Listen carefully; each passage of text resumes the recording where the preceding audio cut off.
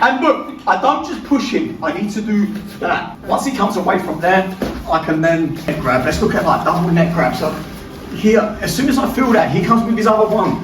Look, I'm already up here. If I'm gonna move my partner a second, really shit Sanchin.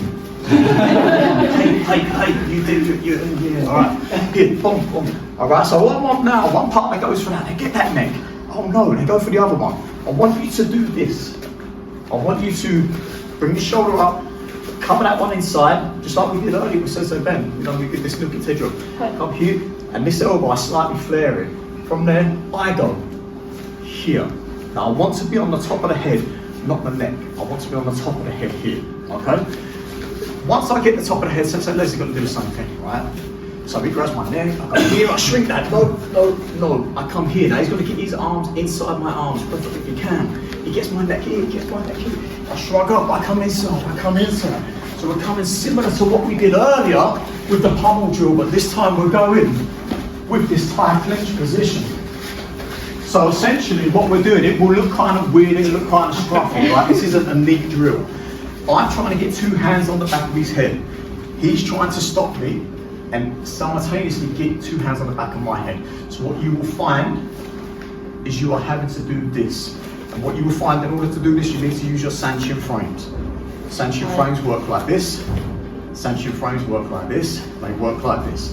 So we're basically taking this shape and learning how to do that. He goes to reach, no. He goes to reach the other one, no. But this gives him a slot inside. He swoops inside like tencho. Gets my neck, oh no, I made a mistake. He comes with the other one. He gets that. Okay, distance. Here, rectify it. He goes, oh, bang. Okay, so we're just playing now this pummeling drill of trying to get each other's necks. Now when we do this, thank you. When we do this, we're just gonna try and keep a square stance. If my stance goes to a strict Sanchin, he can topple me very easily this way. He can pull me very easily this way. So when we are working Thai clinch or a double Thai clinch on the back of the neck, I want to hike the dachi like a nine hanchi dachi. Come inside, grab the head. Come inside, grab the head. He does. Okay? Let's start with that and let's build off of that, right? Did you hear that? The Goju person said nine hanchi. Hard to get inside the elbows, right? Yeah. If they get that well established and the elbows come in, it can be very, very difficult to come up the inside. But if he gets my neck, I can't come in inside, but if I come around the outside, I'm weak. And all the time he's going to be kneeing me and making me all ugly and shit, right? So what I need to do, as soon as I feel that, I need to be bringing a hand over the top. I need to be doing this, and I need to be doing this. Seiyun chin, probably a night hunching, right? Somewhere. It ain't there, it is now. We'll fit it in there somewhere. But I can't get inside. Ideally I want to get inside because I want his head so I can do stuff. But he's too strong, he's too tight, he's too well established. I cannot get him. So instead I go over the top, my hand goes like this, like Seiyun chin. Alright, this goes here, this time this one goes here. Kusanku Kankudai. Yeah, Kusanku Kankudai, right? We'll make it fit with the shogi. Just keep saying cats a little bit. I do this, and look, I don't just push him, I need to do that. My head has to come back. I need to create leverage. Once he comes away from there, I can then do like cool stuff, right? He comes again, I cannot get inside, he's too strong. I come here, I want him to turn away from me. At that point, I come here. Now, I can drop the elbow in after. But the main thing I'm after, don't worry too much about the elbows. Get strong, try to get inside. No, that don't work, that fails. Okay, here, get them facing away from you. Push as you extend your position, walk them forward a little bit, and then figure your way out from there. Yes? What can you do when you have my size and someone needs to grip down through? I don't want to go out through the bottom because it's dangerous because he can knee me. Right. But if I'm like super careful and I'm going to come here, one thing to remember though, don't put your head down here because again, he can do like, what the hell was that? I don't want that. I don't want that shit, man. So we have to not put our head too low because he'll do that. He will. Put your head up a little bit and then it makes it a bit more difficult. Put it here right in the armpit. But at the moment, that first technique should work. Get there, but good question. If they're taller than you, it can be a bit of a nightmare. But it will still work. Who's tall? Yeah. Give me someone tall. Can we see? Can we see? Can I borrow you a second? Yeah. So can we just see it? Let's problem solve this while we can, right? So we're here. Bad position for us. Can you reach his chin? Yeah, we can reach his chin. Can we get our other hand on our hand? Yep. Yeah, can we knee him? So will that weaken his grip, right? It's not gonna, like, none of this stuff is gonna, the way my applications work, like, none of it's gonna work. And I'll say that for you guys as well on the internet, because I know it won't work. But it will work a little bit. It will work a little bit so that you can better your position. If we think every time, hey, I get to, Les has had 200 Thai boxing fights. He's from Thailand, he clinches 2 hours every day. He gets me in that Thai clinch, this shit ain't gonna work.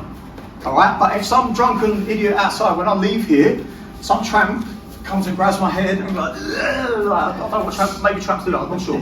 Tries to lick me. Some tramp tries to lick me, I feel like fuck off. This should be a natural instinct.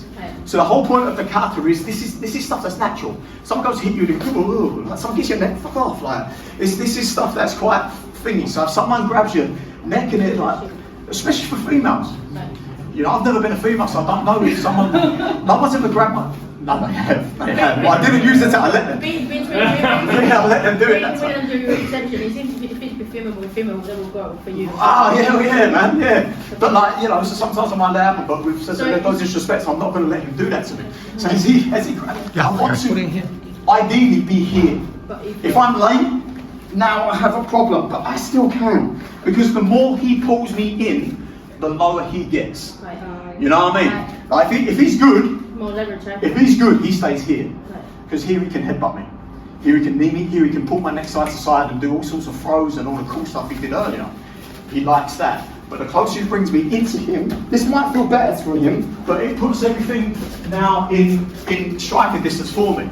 So in that case, if that happened, us getting, especially for us, getting in close and then pushing away would be a...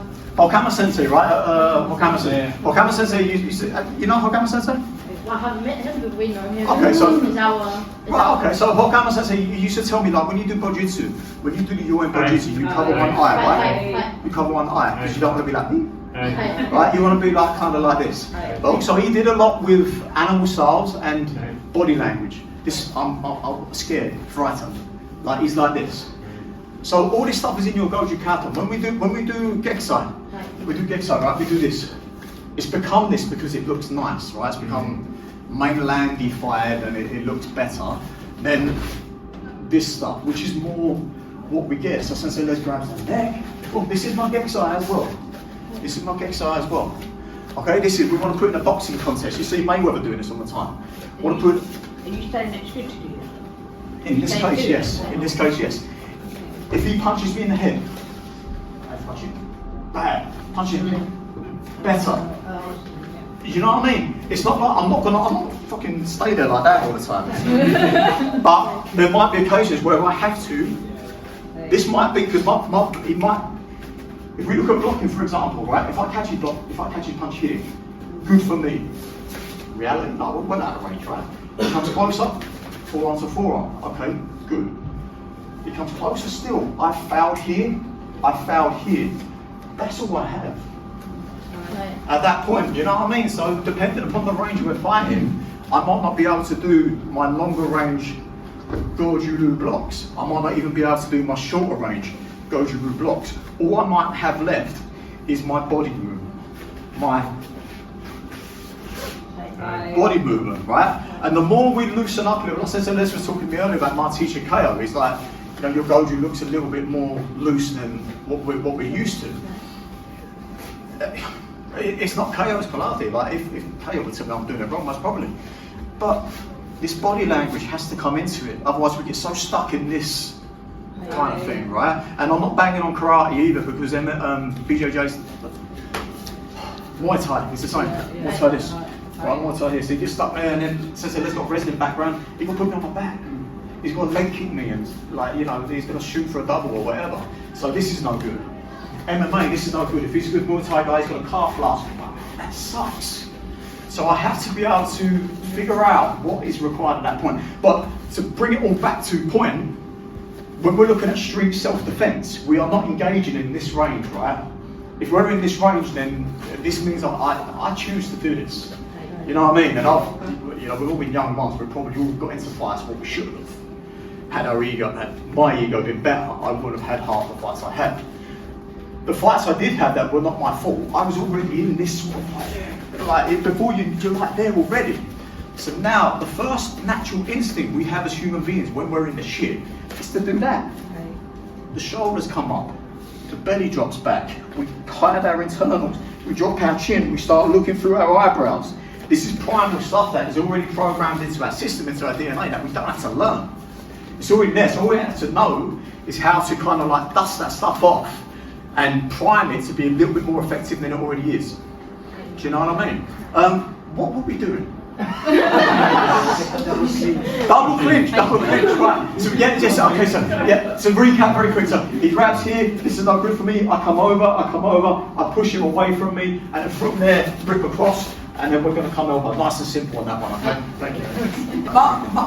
My stuff's kind of been civilized a little bit because obviously these days I'm doing Muay Thai and MMA stuff, you're not allowed to get the eyes, right? So I forget this stuff is there. You guys who are not trained with a rule set, don't forget, when you come across that man, put it in his eye.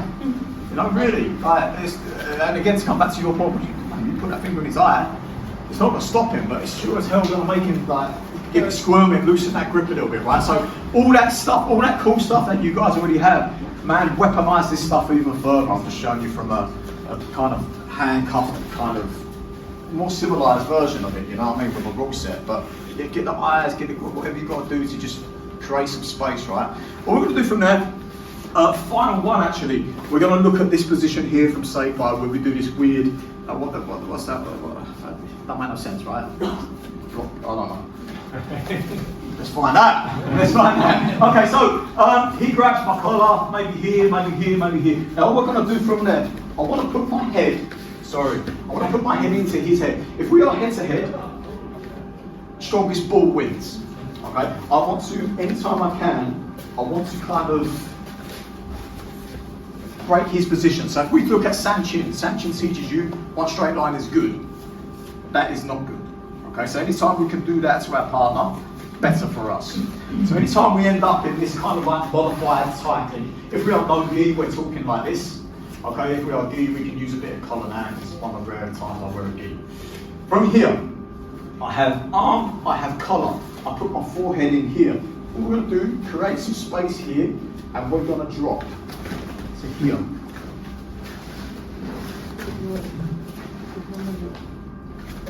So essentially, this one's inside the collar. I drop, scoop up the leg, come to this weird position here. Stand up with him again, and then I'll do my down block. Alright? It's a really roundabout way of doing it, but I like it for some reason. Come here, boom, here.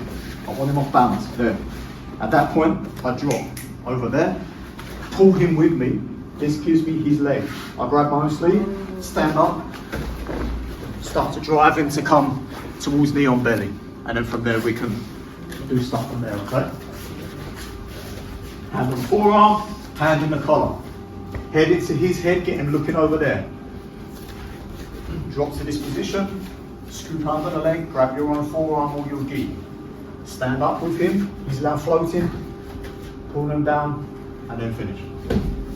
Happy? Let's get it, last one, guys. Okay, guys, that's all I know. See you later.